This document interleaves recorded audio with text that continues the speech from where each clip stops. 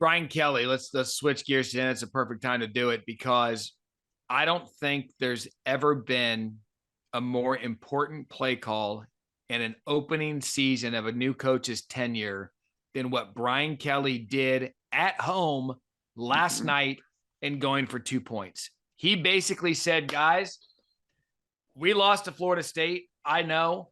We got our doors blown off against Tennessee. I know. But here's what I also know. I'm going to look at my team and say, guys, we're going to go win this thing right now. And if we don't, we went for it. But Brian Kelly, to me this morning, has more equity with a fan base than any team in the country based on one simple overtime call. And he made a mistake against FSU because I think he had not quite made the transformation to LSU, but he understands those people. One thing about I lived in Louisiana, Matt. I covered LSU. I've been down there a million times as you have. They'll forgive you for throwing a punch and missing. That's the nature of that part of the world. They would have loved him anyway. You're up against Nick Saban. Take a shot. If you knock him out, great. If you end up on your backside, well, that will help you up and buy you a beer. He's a hero. I mean, I don't want to say that. We'll say. I mean, he's that will take him a long way through stormy weather in Baton Rouge, because he did something that will forever be remembered, and he did it against the one guy he had to do it again. Nick Saban is the reason Brian Kelly is in Baton Rouge. Brian Kelly has lost to Nick Saban for a national championship. He's lost to him in the playoffs, and he knew to complete his chapter, it wouldn't be in South Bend. He had to come south and beat Nick Saban. He's done that now. Yeah, and when you look at their schedule, they've got Arkansas, UAB, and Texas A&M. Barring any, I'll say this to set that up.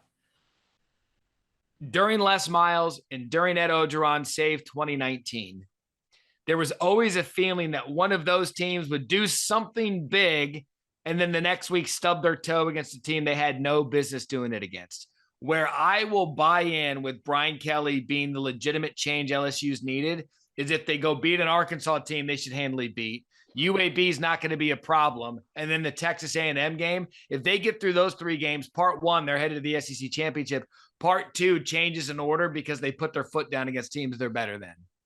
I will say this now. I'll try not to make too much out of the game that most people in the country don't even realize is happening. But the Arkansas game is extremely tricky. The boot. And it's even trickier because Arkansas just blew it yesterday against Hugh Freeze's Liberty team, which is really good, as you know. And I think that they made the Arkansas. I mean, forget you're going to be doubly mad, but I mean Arkansas's entire existence is going to be on the line Saturday, and they can wash away. They've lost now 2 games on the final play against A&M and now against Liberty, and they deserve to lose against Liberty. That was just a miserable performance. But yeah, but even if that game doesn't go well, it's still been a remarkable year, and nobody's ever going to forget Saturday night in Tiger Stadium. So it sounds like to me, are you ready to pencil LSU in as the SEC West champion, or you still think there's enough there? Because Ole Miss, Alabama play this week. I mean, there's still enough there, but where do you see that? Certainly the odds favorite, because I mean, I don't know what's going to happen in Oxford yet, because you really don't know where Alabama is going to be. I mean, I know it's a statistics say Alabama is the best money buy in Vegas the week after a loss. Yeah, but this is not exactly your grandfather's loss here. This is the end of the year, the end of the run for this year, and I don't know what Nick Saban can say that will matter right now. Thanks for watching ESPN on YouTube. For live streaming sports and premium content, subscribe to ESPN Plus.